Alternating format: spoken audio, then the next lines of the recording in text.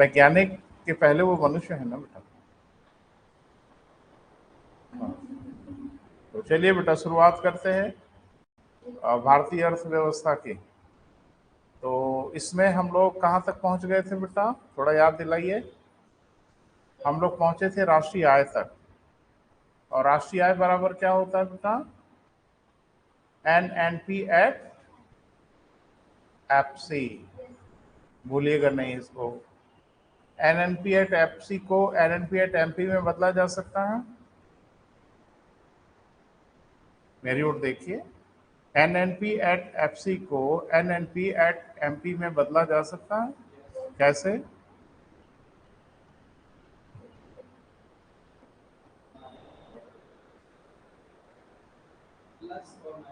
बस बस बस। अप्रत्यक्ष करों को घटाया था, सब्सिडी को जोड़ा था, उधर कर दीजिए, तो जो जो इधर माइनस है सब उधर उधर प्लस हो जाएगा। बोल नहीं रहे, कौन सा मुश्किल है बेटा। यानी NNP एट एफसी प्लस कर माइनस सब्सिडी।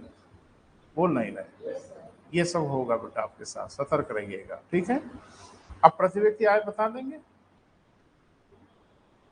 जब राष्ट्रीय आय पता चल गई तो क्या हम प्रति व्यक्ति आय नहीं बता सकते? प्रति व्यक्ति आय बराबर राष्ट्रीय आय बटे क्या, जनसंख्या।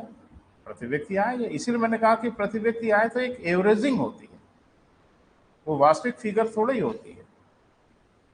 क्लियर है बेटा। जैसे पूरे आजमगढ़ की प्रति व्यक्ति आय आपने निकाला, और वो किसी शहर की निकाला, वो मान लीजिए 10,000 रुपये आ गई, तो 10,000 हर महीने सबकी कमाई थोड़ा ही है।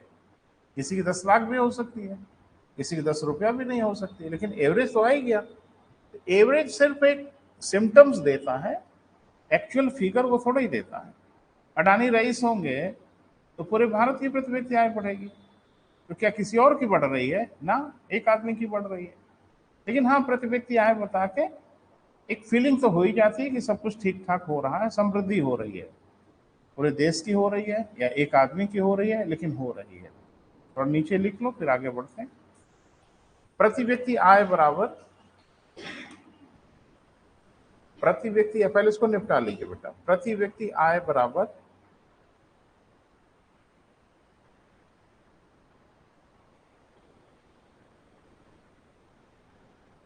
राष्ट्रीय आय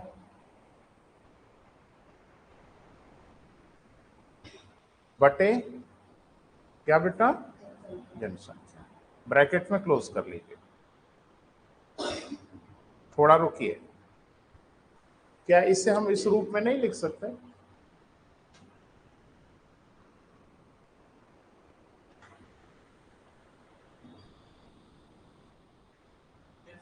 जैसा हम लिखने जा रहे हैं, जैसा ध्यान से देखिएगा, खेल क्या क्या होगा मैं उधर ही इशारा कर रहा हूं।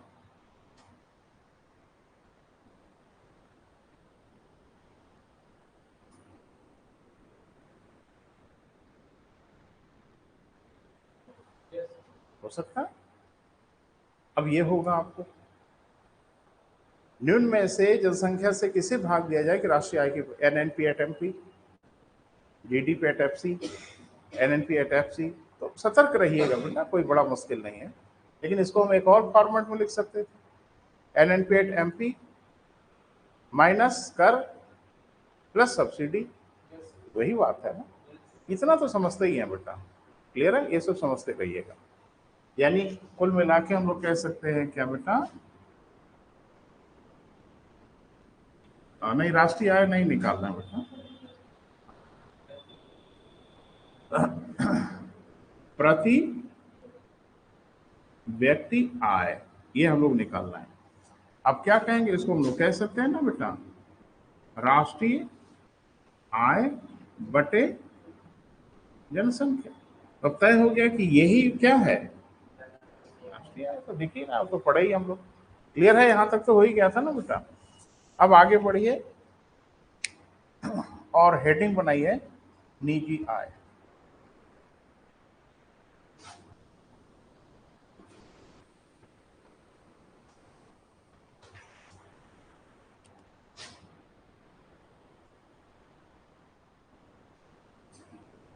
निजी आय को क्या कहते हैं बेटा?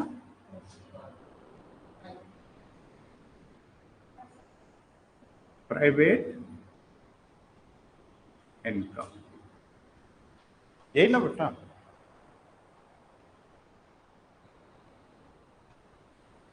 कुछ नाम मैंने लिखा था, मुझे लगता है आपको याद होगा। निजी आय, व्यक्तिगत आय और व्यक्तिगत प्रयोज्य आय, यानी private income, personal income and personal disposable income. ये तो मुझे लगता है लिख के तैयार रखे हो आप, लिखा है बेटा? अब इसमें से पहला काम हम लोग करते हैं, क्या निकालते हैं बेटा? निजी आय। तो निजी आय किसको कहते हैं, थोड़ा सा समझना है। ये तीनों नाम लिखा है ना बेटा? मैंने तो लिस्ट बनवा दिया था कि इसी पे बात करेंगे। तो राष्ट्रीय आय हो गई, प्रति व्यक्ति आय हो गई। अब हम लोग क्या निकालना है? निजी आय। निजी आय जब निकाल लेंगे तो फिर निकालेंगे व्यक्तिगत आय, पर्सनल इनकम, और जब पर्सनल इनकम निकाल लेंगे तो फिर निकालेंगे पर्सनल डिस्पोजेबल इनकम, यानी व्यक्तिगत प्रयोज्य आय। अब क्या मतलब होता है वही समझते भी चलेंगे। जो राष्ट्रीय आय होती है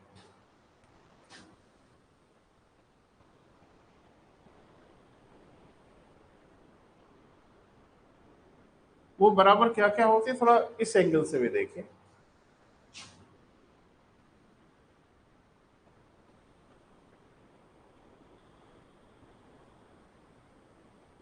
सरकार की आय और प्लस निजी आय, सहमत है?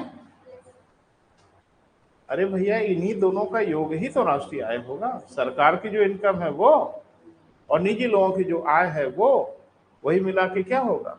राष्ट्रीय आय।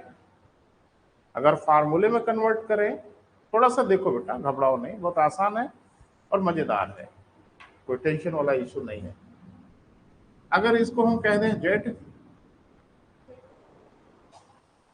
इसको कह दें एक्स और इसको कह दें वाई, तो अब हमारा जो मामला दिख रहा है वो दिख रहा है Z is equal to X और प्लस वाई। ये तो एक इक्वेशन है बेटा, एक समीकरण है। तो क्या इसे हम वाई नहीं निकाल लेंगे? वाई बराबर क्या होगा? Z minus x. तुलना करिए, राष्ट्रीय आय माइनस सरकारी आय। बोल नहीं रहा। तो ये तो समझ में आ रहा है कि निजी आय जो होगी, अगर वो निकालना हो किसी देश को तो बहुत आसान है। राष्ट्रीय आय में से सरकारी आय घटा लें, तो बाकी आय कहां से आई? जाहिर सी बात है निजी क्षेत्रों से आई। क्यों? समझ में आ रहा है ना बेटा? अरे ऐसा कुछ है ही नहीं जो समझ में ना आए।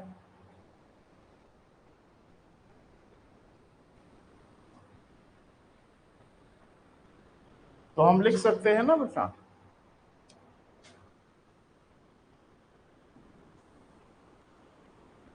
निजी आय बराबर क्या? आप बोलिए। राष्ट्रीय आय माइनस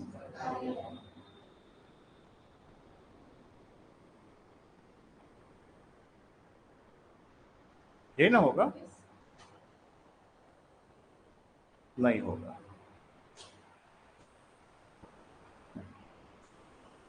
तो बड़ी निराशा हाथ लगी है ना? अभी तो बड़ी उम्मीद की किरण दिख रही थी कि बड़ा आसान हो गया। नहीं, गणित के हिसाब से तो दुरुस्त है, मैथमेटिकली तो ये सही है, लेकिन थोड़ा सा इसमें देखिए। एक उदाहरण से समझिए, इस पूरे क्लास की इनकम, पूरे क्लास की इनकम इस समय 1,000 रुपया मान लें, तो उसमें किसकी किसकी आय शामिल है? मेरी और आप सभी लोगों की। मैं मान लो सरकारी हो गया और आप लोग मान लो निजी हो गए, और पूरे क्लास की आय माने राष्ट्रीय आय हो गई। थोड़ा सा समझने की कोशिश करिए। तो पूरे क्लास की आय यानी राष्ट्रीय आय बराबर क्या होगी? मेरी आय प्लस आपकी आय जोड़ के ही ना होगी। बोले बेटा? तो एक बात कि पूरे क्लास की आय में से मेरी आय अगर घटा दी जाए तो आपकी आय पता चल जाएगी। बोल नहीं रहे। गणित के हिसाब से तो लग रहा है ठीक है, लेकिन इसमें गड़बड़ी हो रही थी कि मेरी आय जो है उसमें से हम 50-50 रुपए आप सबको ऐसे ही दे दिए। बोल नहीं रहे। जो मेरी आय थी उसमें से 50-50 या 100-100 रुपए हमने आपको ऐसे ही दे दिया कि रखिए अपने पास। अब तो कैलकुलेशन गड़बड़ा जाएगा ना। बोल नहीं रहे। अब इस कैलकुलेशन को कैसे दुरुस्त किया जाए? वो जो 100-100 रुपया दिया गया था वो जोड़ लो। बोल नहीं रहे। अब इसमें क्या गड़बड़ी होती है वो जरा समझ लें। निजी आय सिर्फ वही नहीं होती जो इस फार्मूले से दिख रहा है। निजी आय वह भी होती है जो सरकार आपको फ्री में दे देती है। लो, वो सरकार अपनी कमाई में से ना आपको देती है। कैसे? हैं? हाँ, सुविधा छोड़ दीजिए, जैसे सीधे सीधे हम देते भी है ना, वृद्धावस्था पेंशन, बेरोजगारी भत्ता, विधवा पेंशन, स्कॉलरशिप, या ढेर सारे ऐसे तरीके होते हैं। किसानों को अनुदान मिल रहा है 2,000 रुपया, 6,000 रुपया, जो भी मिल रहा हो, आपको पता होगा 6,000 रुपया मिल रहा है।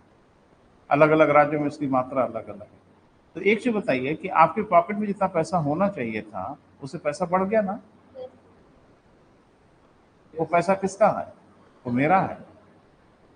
हमने आपको ऐसे दे दिया। तो ज्योग्राफी में कह रहा हूँ, अर्थव्यवस्था में ऐसी आय को एक पक्षीय हस्तांतरण कहा जाता है जिस आय को प्राप्त करने के लिए आपने कोई इफर्ट नहीं किया था।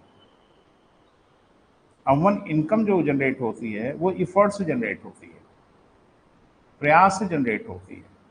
और यह जो आपकी आय उत्पन्न हुई वो बिना किसी प्रयास के उत्पन्न हुई, बिना किसी उधारी के उत्पन्न हुई, और बिना संपत्ति के लॉस के उत्पन्न हुई। बोल नहीं रहे। आपकी इसके अलावा कोई भी आय अगर जनरेट होगी तो तीन में से ही कोई ना कोई होगी। या तो आपके पर्सनल इफर्ट से आय उत्पन्न हो, या तो आपने किसी से उधार लिया हो, या तो आपने अपनी संपत्ति बेचा हो। अरे बेटा कौन सा मुश्किल है? आपके पॉकेट में अगर पैसा आएगा तो कहां से आएगा? कौन तरीका हो सकता है? पहला तरीका हो सकता है कि मेहनत से कमाए हो, दूसरा तरीका है कि कानाफूसी करके बगल वाले से उधार ले लिए हो, और तीसरा तरीका यह है कि अपना सामान ही बेच दिए हो। चैन बेच दिए, अंगूठी बेच दिए, घर बेच दिए, प्लाट बेच दिए, कुछ भी अपना सामान बेच दिए, आ गया पैसा आपके पॉकेट में। तो एक पक्षी हस्तांतरण जो होता है वो तीनों में से कोई नहीं होता। तो ऐसी भी आय होती है जो बिना प्रयास के आ जाए, बिना उधारी के आ जाए, और बिना संपत्ति के नुकसान के आ जाए। ऐसी आय भी आती है। वो कैसे? सड़क पे चल रहे हो, आपको 5,000 रुपया गिरा मिल जाए तो आपके पॉकेट में 5,000 रुपया तो बढ़ गया आपके प्रयास से? नहीं, कोई एफर्ट नहीं आपने उसके लिए किया था। फिर उधार लिया है? नहीं। संपत्ति में कमी आई है? नहीं। तो वो कहां से? वो तो फोकट में मिल गया ना आपको। तो सरकार कुछ पैसा आपको फोकट में देती है, और इसको हम लोग क्या बोलते हैं? एक पक्षीय हस्तांतरण। और बड़ी मजेदार बात है कि एक पक्षीय हस्तांतरण सरकार भी देती है, और एक पक्षीय हस्तांतरण विदेशों से भी आ जाता है। अन्य देश भी अनुदान दे देते हैं। जैसे भूकंप आ गया तो दुनिया के हर देश दौड़ पड़ते हैं मदद लेके। कोई पैसे रुपए की मदद कर देता है, कोई वस्तुओं की मदद कर देता है। काठमांडू में भूकंप आया था, हमारे सैकड़ों ट्रक निकल गए काठमांडू की तरफ। कोई पानी की बोतल लेके गया, कोई खाना लेके गया, कोई कपड़ा लेके गया, कोई दवाई लेके गया। तो क्या हम वहां जाके दुकान खोल के बेचने लगे थे? नहीं, हमने मदद के नाम पे भेजा था। ये मदद क्या है? एक पक्षीय हस्तांतरण। लेकिन कहां से है बेटा? विदेशों से। एक पक्षीय हस्तांतरण दो विदेशों से ढेर सारे एनजीओ वर्ग बहुत अनुदान मिलता है। ये आपको नहीं पता होगा, लेकिन आपको बता दें कि ढेर सारे गैर सरकारी संगठन भारत में ऐसे काम करते हैं जिनको सबसे ज्यादा फंडिंग विदेशों से मिलती है। तमाम इस तरह के फोरम बने हुए हैं जो कहते हैं कि इस तरह का काम करिए, हम आपको आर्थिक मदद करते रहेंगे। Melinda Gates forum, Bill Gates की पत्नी है मिलिंडा गेट्स, अब तो शायद तलाक हो गया, लेकिन ये फोरम है आज भी। बिल गेट्स अपनी कमाई का एक हिस्सा उस फोरम में डाल देते हैं, और वो फोरम सिर्फ ये काम करता है, पूरी दुनिया में जहां जहां एड्स फैला हुआ है वहां एंटी एड्स कैंपेन चलाता है, लोगों की मदद करता है। ये मदद तो फोकट में ही हो रही है ना, बोल नहीं रहे, और इसमें बहुत पैसा है। मिलिंडा उनकी पत्नी का नाम है, बिल गेट्स की पत्नी का नाम मिलिंडा गेट्स है। तो बिल गेट्स ही बनाए थे, एक फोरम बना दिया, उसका नाम रखा मिलिंडा गेट्स फोरम, और उन्होंने कहा कि भाई कमाते माते हम पैसा बहुत अधिक है, तो अपनी कमाई का कुछ हिस्सा हम इसमें डोनेट करते रहेंगे। तो अच्छे कार्य के लिए बहुत लोग आगे आ जाते हैं। तो मिलिंडा गेट्स फोरम अच्छा काम कर रहा था। फिर वॉरेन बफेट, वो भी बड़े रईस आदमी, उन्होंने अपनी तो आधी संपत्ति ही दे दिया मिलिंडा गेट्स फोरम में। जरा कल्पना करें कि दुनिया का जो दूसरा रईस आदमी हो वो अपनी आधी प्रॉपर्टी एक फोरम को दान कर दे, तो कितना पैसा दिया होगा, अंदाजा लगा लो आप। तो मिलिंडा गेट्स फोरम के पास बहुत पैसा है, और ये पैसा पूरी दुनिया भर खर्च करता है। ये भी तो आ रहा है आपके पास, दवा के नाम पे आए, किसी नाम पे आए, आ रहा है ना आपके पॉकेट में। इसको हम लोग क्या बोलते हैं बेटा, एक पक्षी हस्तांतरण। मतलब ये फार्मूला हम लोगों का सही नहीं हुआ, क्योंकि इसमें कुछ हो रही है क्या बेटा, गड़बड़ी। वो क्या गड़बड़ी हो रही है, इसमें दो चीज और जोड़ना पड़ेगा। जिसको हम लोग बोलते हैं एक पक्षीय हस्तांतरण। अब ये दोनों तरफ से होता है, आंतरिक भी होता है, और क्या होता है बेटा, विदेशी भी होता है। सरकारें भी देती हैं, और कुछ हालत में विदेशों से भी पैसा आ जाता है। ये पैसा किसके पॉकेट में गया, निजी लोगों के पॉकेट में गया ना, कि सरकार के पॉकेट में? नहीं, सरकार को नहीं देते ये। विदेशों से जो फंडिंग वंडिंग होती है भारत सरकार को बिल्कुल नहीं देते, वो निजी लोगों को देना पसंद करते हैं, क्योंकि सरकार को उनको भरोसा नहीं है, लूट खाएंगे ये, लेंगे किसी और नाम पे, कर लेंगे कुछ और। चलो आपको एक मजेदार बात बताते हैं, जापान किस धर्म का अनुयायी है?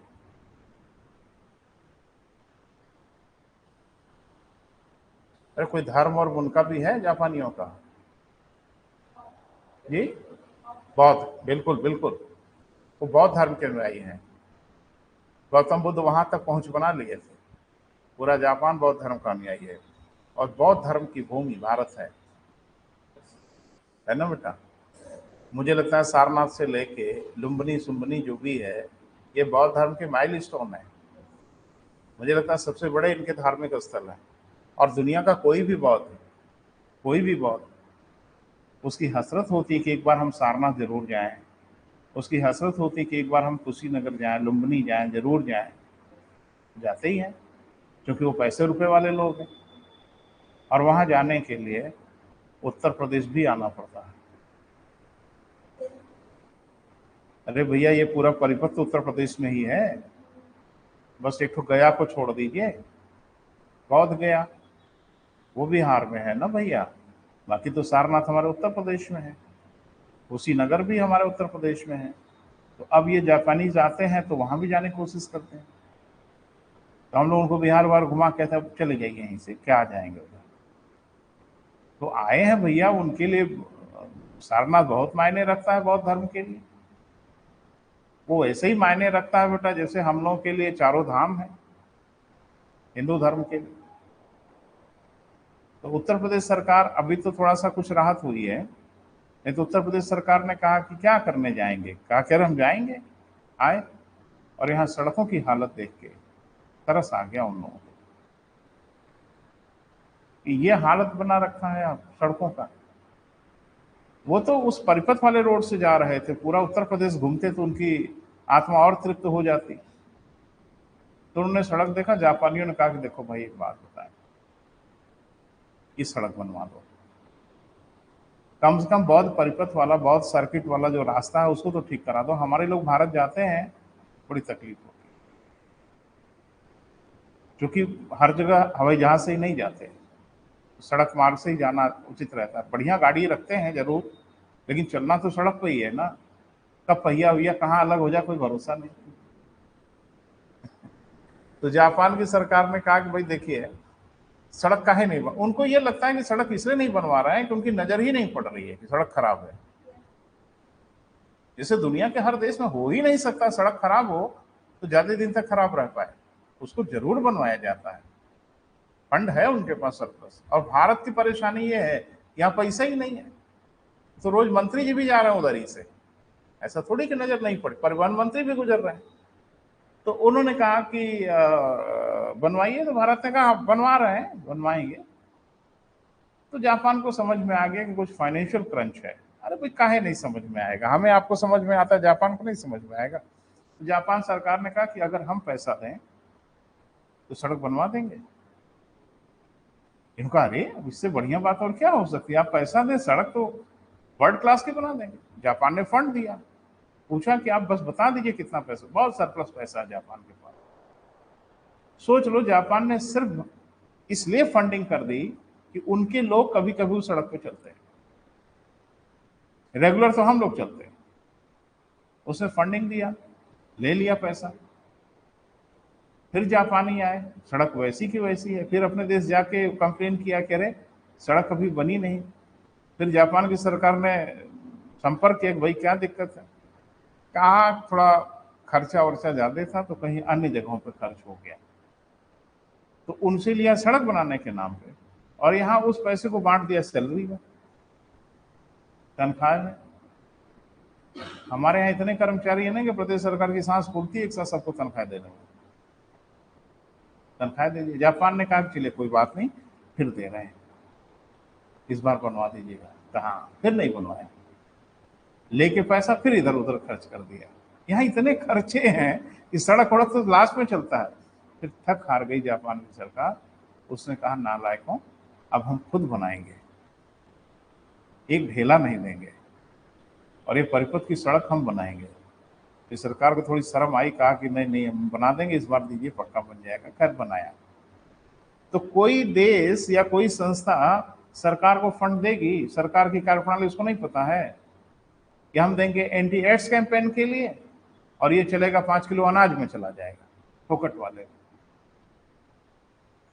तो जाहिर सी बात है कि वो जो विदेशी फंडिंग आती है वो सरकार को नहीं देते बेटा, वो गैर सरकारी संगठनों को देते हैं, जो धरातल पे बढ़िया काम करते हैं उनको पैसा देते हैं, बहुत हैंडसम पैसा देते हैं।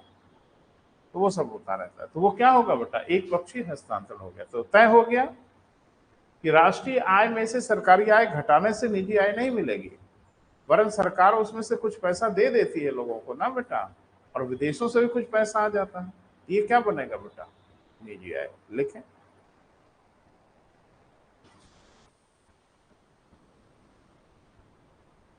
देखिए राष्ट्रीय आय, राष्ट्रीय आय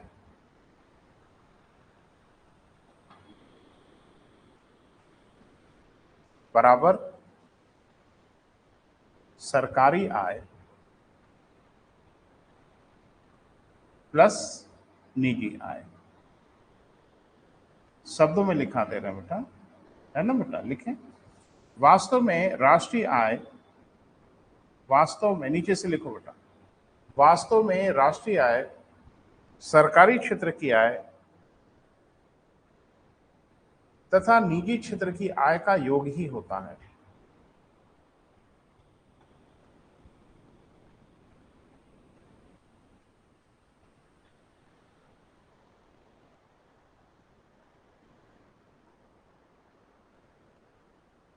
अतः ऐसा प्रतीत होता है कि, अतः ऐसा प्रतीत होता है कि राष्ट्रीय आय में से,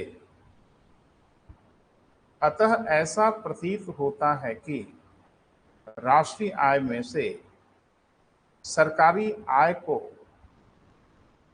घटा देने से निजी आय की प्राप्त हो जाएगी।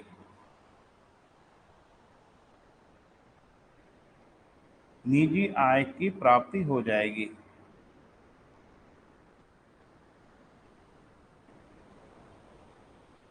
ठीक है बेटा, सहमत हैं? परंतु वास्तविकता इससे भिन्न है।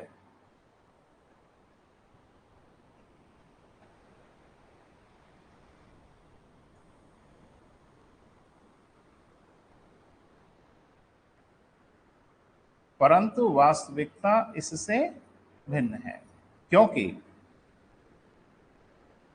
सरकार अपनी आय का कुछ भाग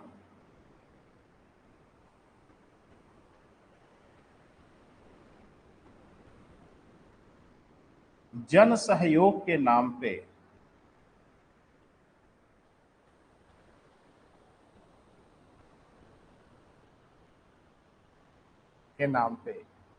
निजी क्षेत्रों को प्रदान कर देती है।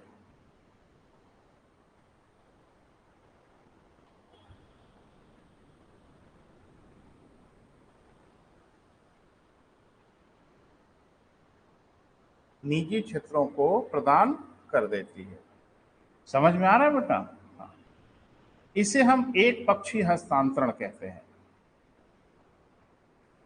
इसे हम एक पक्षीय हस्तांतरण कहते हैं। सहमत है बेटा? कोई अड़चन तो नहीं है? जैसा पानी देना बेटा एक गिलास, जिसे हम क्या कहते हैं बेटा? एक पक्षीय हस्तांतरण कहते हैं। लेकिन इस तरह की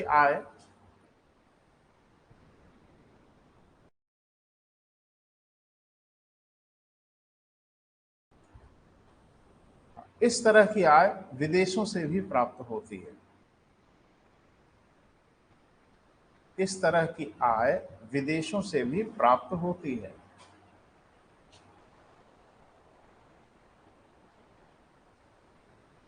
इसे भी हम विदेशों से एक पक्षीय हस्तांतरण कहते हैं। इसे भी हम विदेशों से एक पक्षीय हस्तांतरण कहते हैं।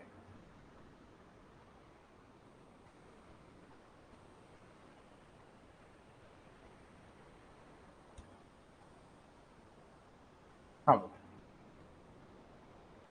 Thank you. इसे हम विदेशों से क्या बेटा? एक पक्षीय हस्तांतरण कहते हैं। ठीक है, तो अब नया फार्मूला बन गया बेटा हम लोगों का।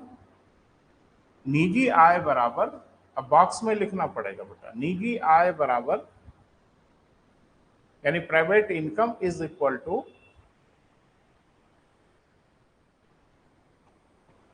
लिखिए बेटा, लिखा तो है, बराबर राष्ट्रीय आय माइनस सरकारी आय प्लस एक पक्षीय हस्तांतरण।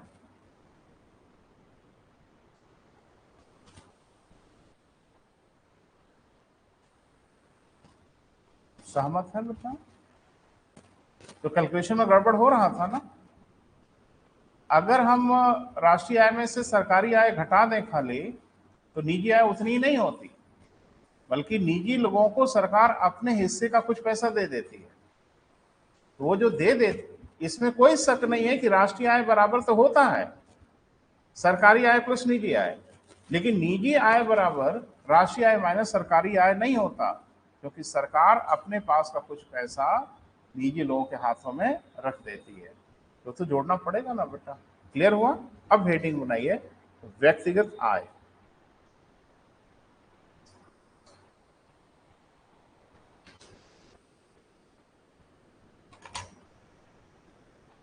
ठीक है, थोड़ा सा बेटा समझिए।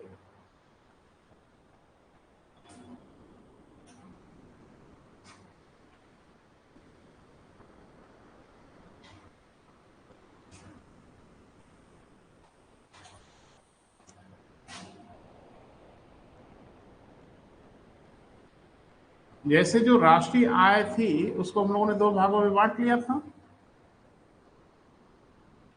बोले बेटा? एक को कहा था क्या? सरकारी क्षेत्र की आय, और दूसरा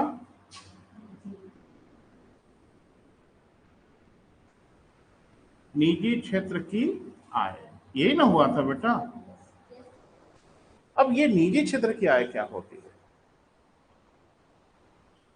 तो ये तो समझ में आ ही रहा है कि हम लोगों के पॉकेट में जो पैसा है यही निजी क्षेत्र की आय है।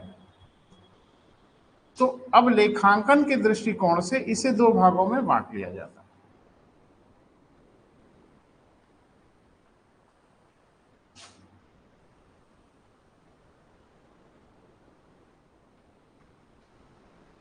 निजी उद्यमों की आय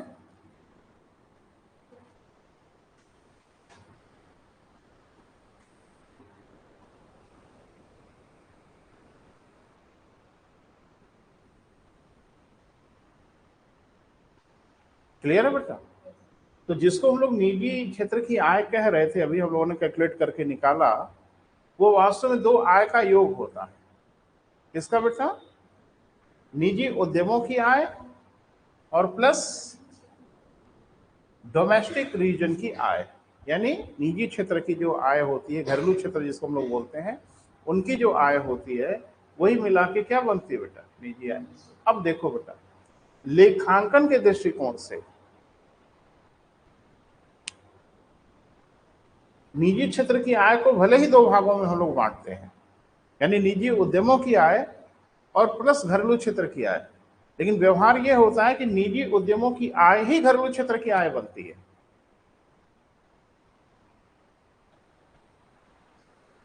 जो निजी आय होती है लेखांकन के दृष्टिकोण से, उसे हम लोग दो भागों में जरूर बांटते हैं। निजी उद्यमों की आय, मैंने तमाम उद्यम है निजी इस देश में, उनकी आय और प्लस घरेलू क्षेत्र की आय।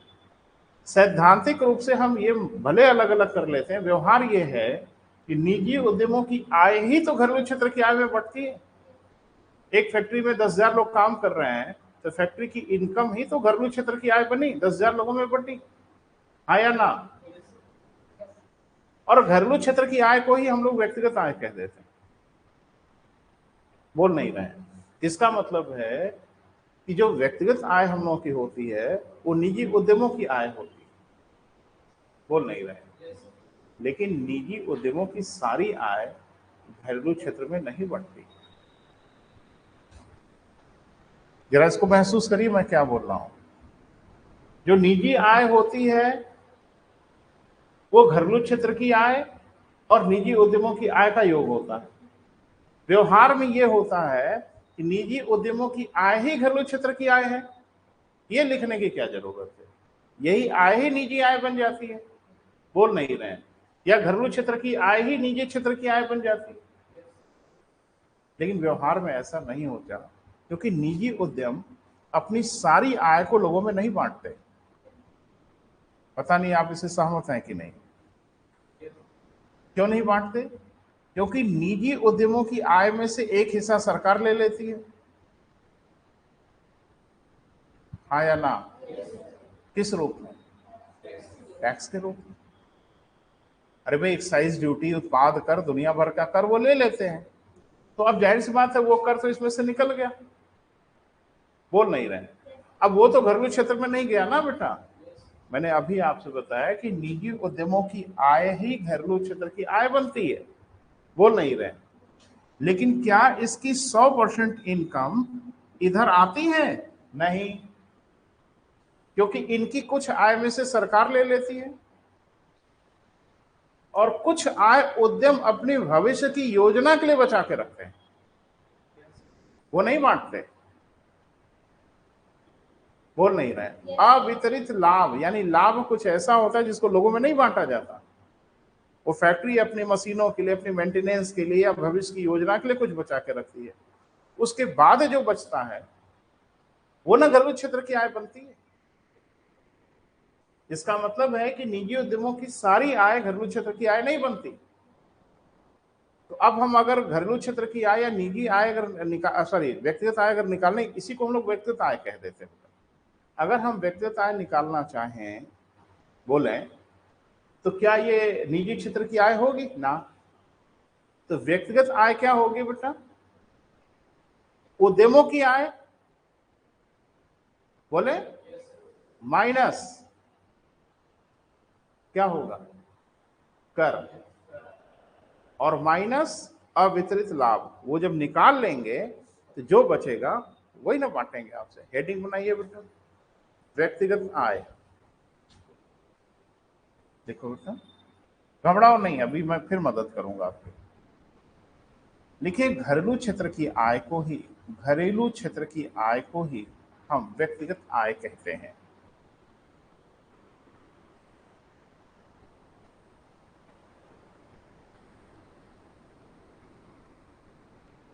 हम क्या कहते हैं बेटा? व्यक्तिगत आय कहते हैं।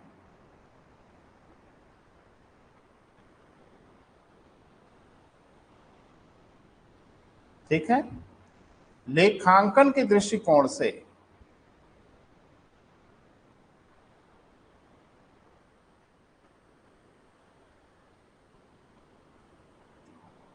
निजी आय को भले ही हम दो भागों में बांटते हैं, लेखांकन के दृष्टिकोण से निजी आय को भले ही दो भागों में बांटते हैं। दोनों का नाम बेटा लिख लो वहीं पे। उद्यमों की आय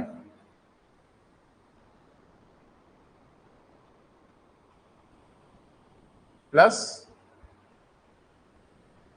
प्लस मत करिएगा, कामा कर दीजिए बीच में, अभी प्लस करेंगे तो ठीक नहीं लगेगा। कामा घरेलू क्षेत्र की आय।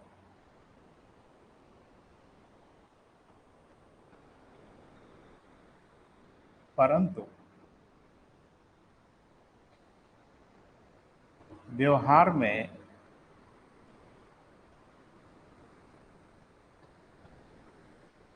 निजी उद्यमों की आय ही, परंतु व्यवहार में क्या बेटा? निजी उद्यमों की आय ही घरेलू क्षेत्र की आय बनती है। घरेलू क्षेत्र जब लिखिएगा ना, वहीं ब्रैकेट में व्यक्तिगत आय लिख लीजिएगा। तो पहली लाइन में मैंने क्लियर कर दिया, निजी उद्यमों की आय ही क्या बनती है बेटा? घरेलू क्षेत्र की आय या व्यक्तिगत आय बनती है। अब यहां तक बोलो सब ठीक है? निजी आय बराबर क्या होता है? घरेलू क्षेत्र की आय और उद्यमों की आय। तो लेखांकन के दृष्टिकोण से भले इसको अलग अलग हम लोग बांटते हैं, लेकिन एक बात तय है कि उद्यमों की आय ही तो घरेलू क्षेत्र की आय बनती है। बोल नहीं रहे हैं, लेकिन उद्यमों की कुल आय घरेलू क्षेत्र की आय नहीं बनती, लिख लें। परंतु उद्यमों की सभी आय घरेलू क्षेत्र की आय नहीं बनती,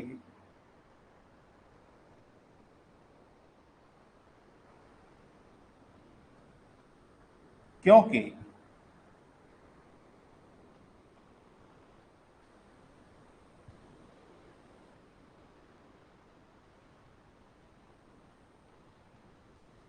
उद्यमों की कुल आय में से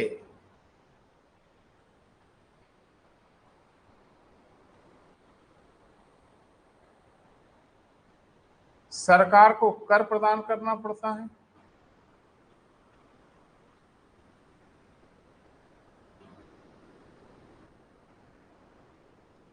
सहमत हैं? थोड़ा रुकिए बेटा, जल्दबाजी मत करिए। जैसे मान लीजिए कि किसी कंपनी को 100 करोड़ का फायदा हुआ। अब ये 100 करोड़ रुपया ही तो घरेलू क्षेत्र में बटेगा, लेकिन वो तब बटेगा जब सरकार इसमें दखल ना दे। लेकिन सरकार तो इसमें दखल देगी। सरकार कहेगी कि इसमें से 30% मेरा है। बोल नहीं रहे? तो 30 लाख, सॉरी 100 करोड़ मैंने बोला था, 30 करोड़ मुझे दे दो। अब कितना बचा? 70 करोड़। डेफिनेटली ये 70 करोड़ ही तो अब लोगों में बटेगा। अरे भैया, सरकार को जो लेना है पहले उसको दे के निपटाओ ना, कि पहले बांट दें फिर जनता से कहें कि देखो सरकार को कितना देना, थोड़ा थोड़ा आप लोग दे दीजिए, कोई देगा? तो जितना टोटल लाभ हुआ है उसमें से उतना आय वो निकाल लेंगे जो सरकार की देता है। मान लीजिए 30% देता है, तो अब बचा 70 करोड़। क्या ये 70 करोड़ कंपनियां सबको बांट देंगी? नहीं बांटेंगी। डेफिनेटली इसमें से कुछ न कुछ पैसा वो अपनी मशीनों के लिए, मेंटेनेंस के लिए, भविष्य की योजना के लिए जरूर बचाएंगे। अरे मशीनें हैं ना बेटा, तो जाहिर सी बात है, मान लीजिए कि इसमें से 10 करोड़ रुपया और रोक लिए, तो अब कितना बचा? 60 करोड़। अब डेफिनेटली ये 60 करोड़ रुपया लोगों के पॉकेट में बटेगा। ये अलग बात है कि इसमें से कोई ज्यादा पाएगा, कोई कम पाएगा। अरे भाई, मैनेजर है फैक्ट्री का, वो ज्यादा पाएगा, असिस्टेंट मैनेजर है ज्यादा पाएगा, लेबर है कम पाएगा, लेकिन पाएंगे सब इसी में से ना। ये 60 करोड़ रुपया क्या हुआ बेटा? बट गया। तो आप देख रहे हो, क्या उद्यमों की सारी आय घरेलू क्षेत्र की आय बनी? 100 करोड़ रुपया घरेलू क्षेत्र की आय बनी? नहीं बनी। घरेलू क्षेत्र की आय कितनी बनी? 60 करोड़। इसमें से क्या क्या निकल गया? सरकार की कर देयता निकल गई और अवितरित लाभ। अर्थव्यवस्था में बोला जाता है क्या बेटा? अवितरित लाभ। वो निकाल लीजिए, जो बच जाएगा वो घरेलू क्षेत्र की आय बनेगी, यानी वो पैसा हमारे आपके पॉकेट में आने वाला है। क्लियर है बेटा? लिख लें। साथ ही उसी में जोड़िए बेटा, साथ ही उद्यम अपनी आय का कुछ भाग भविष्य की योजनाओं के लिए बचा के रखता है।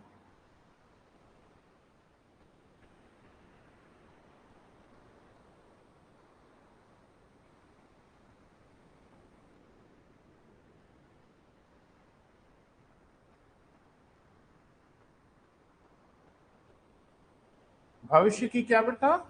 योजनाओं के लिए बचा के रखता है, जिसे हम अवितरित लाभ कहते हैं।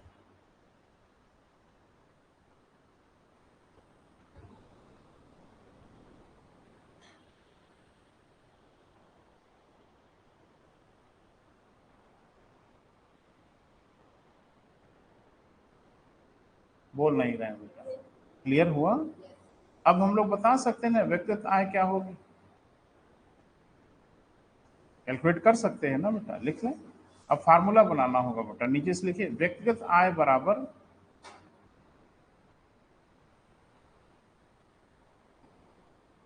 व्यक्तिगत आय बराबर, बराबर लिखना नहीं है शब्द, बराबर का चिन्ह लगाना है।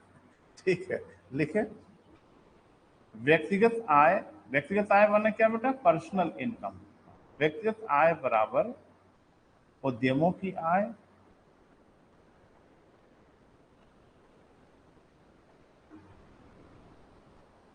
अब इसमें से क्या क्या घटेगा बेटा?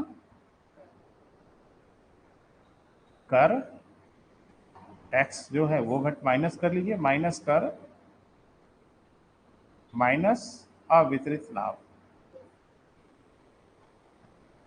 अवितरित लाभ। तो अब जो बच गया वो क्या बच गया बेटा? पर्सनल इनकम, व्यक्तिगत आय। यानी वो पैसा कहाँ आया? आपके पॉकेट में। क्लियर है बेटा? अब अगला शब्द जरा लिख लीजिए, व्यक्तिगत प्रयोज्य आय, पर्सनल डिस्पोजेबल इनकम।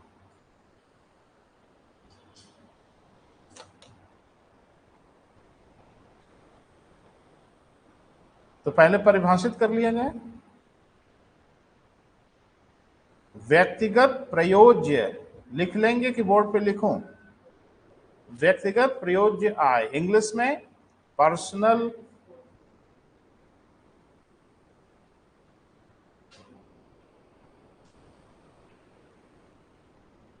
नहीं, लिख भी नहीं पाते और बोलते भी नहीं, फिर अंड बंड लिख लेते कॉपी में।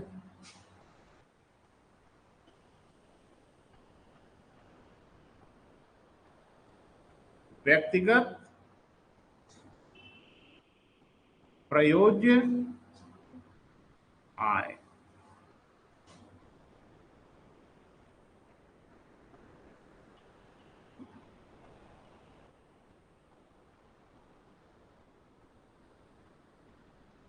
सॉरी, पर्सनल डिस्पोजेबल, यही ना बेटा? डिस्पोजेबल इनकम, व्यक्तिगत प्रयोज्य आय। ये कौन सी आय होती है बेटा? कोई आय होती होगी? आपके पॉकेट में जो पैसा है वो सारा पैसा आप खर्च कर लोगे? कहा है भैया? पिताजी वार्निंग देके भेजे हैं ना। नहीं, जब किसी व्यक्ति को सैलरी मिलती है, उसके पॉकेट में पैसा आ जाता है, अभी वो सारे पैसे को खर्च कर पाएगा कि नहीं, अभी एक चीज और देखनी है। वो ये देखनी है कि क्या कोई कर का दायित्व तो नहीं हमारे ऊपर, क्या हमको इनकम टैक्स तो नहीं देना है अभी। किसी की 20 लाख इनकम मिली साल भर में, वो 20 लाख रुपया खर्च कर लेंगे? अरे आपके वेतन की कमाई है, आपकी सैलरी की कमाई है, 20 लाख रुपया आप खर्च कर लोगे? नहीं भैया, आपके दरवाजे पे नॉक नॉक होगा और एक विभाग आपसे पूछेगा कि कितनी तनख्वाह मिली है साल भर में। आप कहेंगे 20 लाख, तो कहेंगे कुछ कर देना होगा आपको। आप कहेंगे हम तो खर्चा कर दिए सब, कहेंगे उधार लेके दीजिए और नहीं तो जेल जाएंगे आप। तो जो पॉकेट में हमारे पैसा आता है, क्या वो सारा पैसा हम खर्च करने के लिए स्वतंत्र होते हैं? होते हैं तब जब हमारी कर की देयता ना हो। क्योंकि अभी सरकार फिर आपके पास आएगी, अभी तो फैक्ट्री से लिया, लो, फिर आपसे भी लेगी और आपसे पूछेगी कि क्या आपके इनकम टैक्स कर के दायरे के ऊपर है? अगर है तो आपको टैक्स देना होगा। यानी जो व्यक्तिगत आय होती है, वो हर आय डिस्पोजेबल नहीं होती। बोल रहे हैं डिस्पोजेबल माने क्या होता है? वह आय जिसे बेहिचक, बिना किसी बंधन के, बिना किसी लाइबिलिटी के, बिना किसी उधारी के आप खर्च कर सको, उसको हम लोग क्या कहते हैं? Disposable income. लेकिन आपकी पॉकेट में जो पैसा है, उसमें उधारी तो नहीं है, लेकिन किसी की लाइबिलिटी है। और वो लाइबिलिटी किसकी है बेटा? सरकार की। वो भी चुका दीजिए, वो भी दे लीजिए। अब आपके पॉकेट में बचा 15 लाख रुपया 20 लाख में से, मिला तो 20 लाख था, लेकिन कर भी देना पड़ा ना आपको, तो आपके पॉकेट में कितना बचा? 15 लाख। अब ये 15 लाख एकदम सीना तान के, सीना ठोक के फुल्की खाइए, चाट खाइए, जो मन करे वो करिए, कोई आपको रोकने टोकने वाला नहीं है, क्योंकि इसमें आपकी अब कोई लायबिलिटी नहीं बची है। तो ऐसी इनकम को, जिसमें आपकी फर्दर कोई लायबिलिटी ना हो, कोई उधारी ना हो, संपत्ति में कमी ना आए जिसको खर्च करने से, वो कहलाती है बेटा पर्सनल डिस्पोजेबल इनकम। लिखें, वह आय, नहीं समझ में आ रहा आपको? आ रहा है ना? जैसे सैलरी जो मिलती है, उस सैलरी में से सरकार कुछ टैक्स भी मांगती है। वो टैक्स अगर आपने नहीं दिया और अपनी पूरी सैलरी खर्च कर दिया तो बवाल हो गया ना। वो टैक्स देना पड़ेगा सरकार को।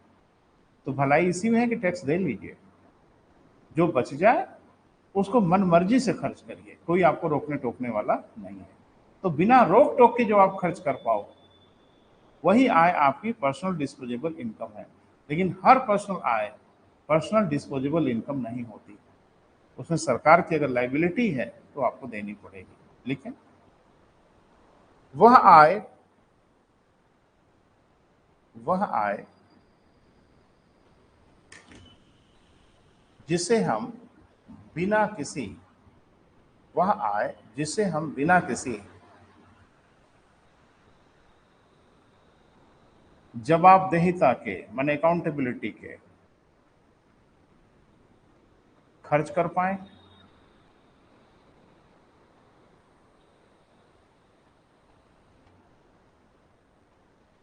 खर्च कर पाए, जिससे हमारे उत्तरदायित्व में कोई वृद्धि ना हो।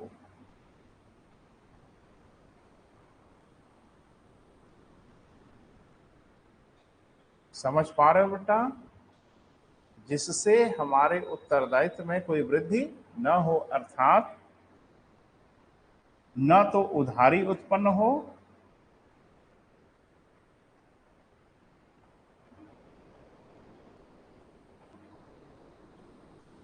न देनदारी उत्पन्न हो।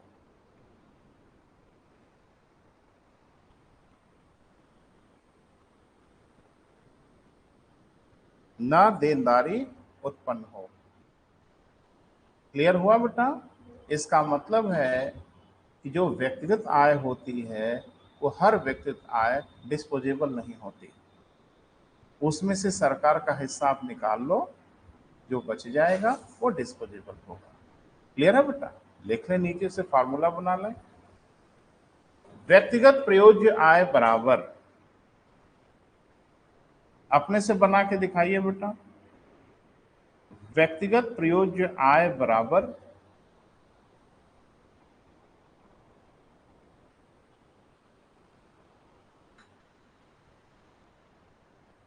बराबर मतलब बराबर, दो लाइन खींचिए।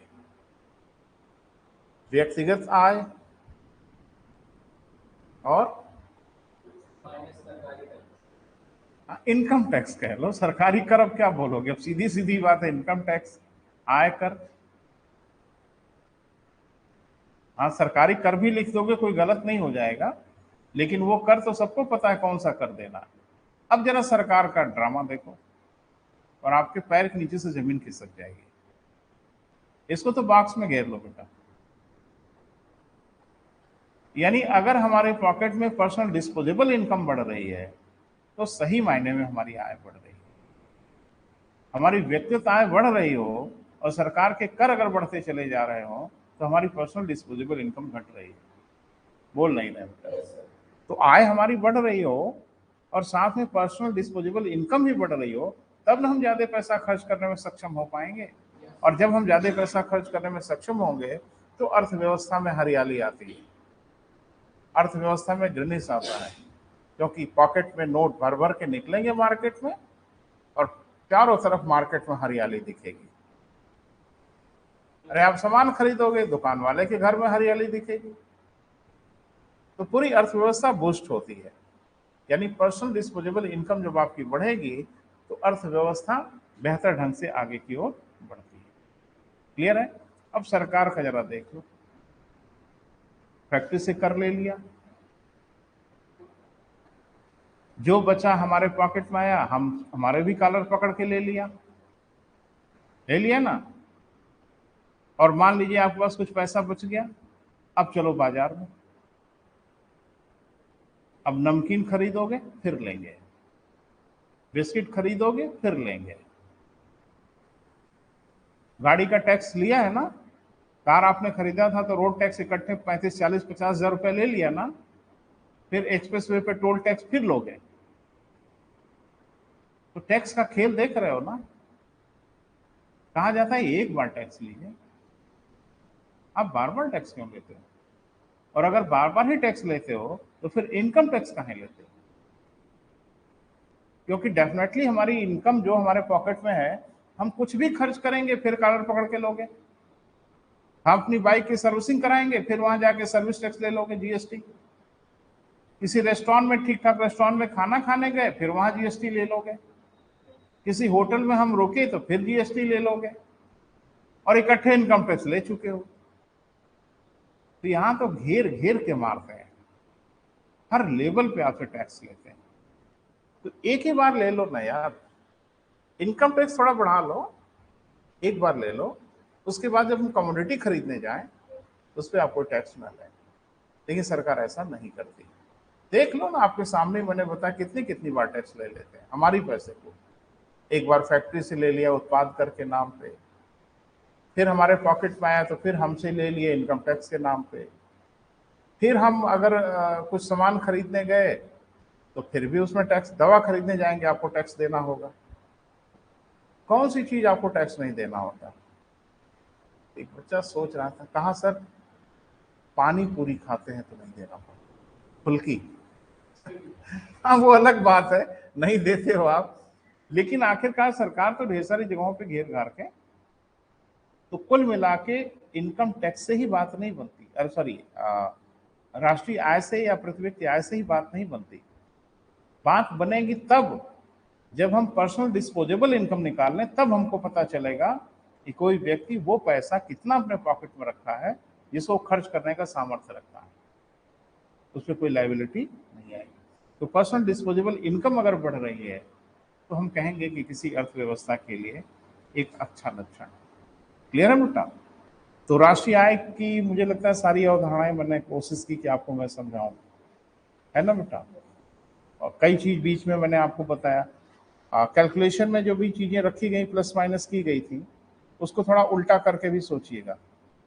जो जोड़ा जा रहा है उसको घटा दिया जाए तो क्या हो जाएगा, इधर से उधर कर दें तो क्या हो जाएगा, यही सब बेटा आपको समझना है, यही सब आपको घेरते गाते हैं। क्लियर है बेटा। तो आज इसको बेटा यही समाप्त करेंगे, फिर अगला टॉपिक शुरू करेंगे। इंडियन फाइनेंशियल सिस्टम, भारतीय वित्तीय प्रणाली बात करेंगे आज यहीं तक बेटा। Thank you.